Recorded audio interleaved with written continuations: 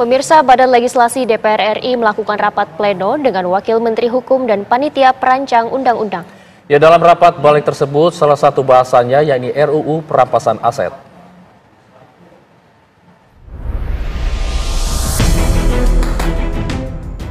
Badan Legislasi DPR RI melakukan rapat pleno dengan Wakil Menteri Hukum dan Panitia Perancang Undang-Undang DPD RI di Gedung Parlemen Senayan, Jakarta, Rabu sore. Dalam rapat balik tersebut, Wamenkum Edi Hiarit mengusulkan 5 RUU prioritas di tahun 2025 dan 17 RUU di tahun 2026. Dalam usulan RUU, salah satunya yakni rancangan Undang-Undang Perampasan Aset sebagai sanksi bagi para pejabat yang melakukan korupsi.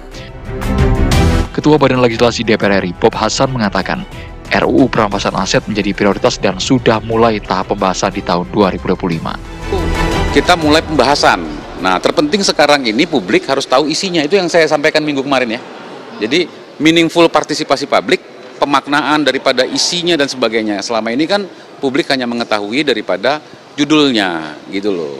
Nah, nanti akan semakin terang dan jelas, dan kita tidak boleh tergesa-gesa juga dalam menyusun undang-undang. Kalau 1-2 pasal boleh, 1-2 hari, 3 hari nggak ada masalah, 1-2 pasal.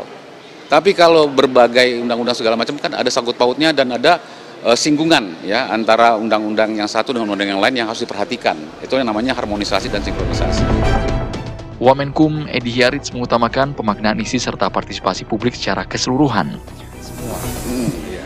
Jadi harus dilihat. Jadi saya setuju dengan apa yang disampaikan oleh Pak Bob untuk kita harus melihat kembali. Iya. Ya. Ya. Karena yang namanya perampasan aset itu kan tidak hanya korupsi. Iya. Ya. Sebelumnya dalam tuntutan yang disampaikan rakyat, mendesak pemerintah dan DPR untuk segera mengesahkan RUU Perampasan Aset bagi para pejabat yang terlibat dalam kasus korupsi yang merugikan negara. Dari Jakarta, Felicia Amelinda, Azarina Rotama, TV One mengabarkan.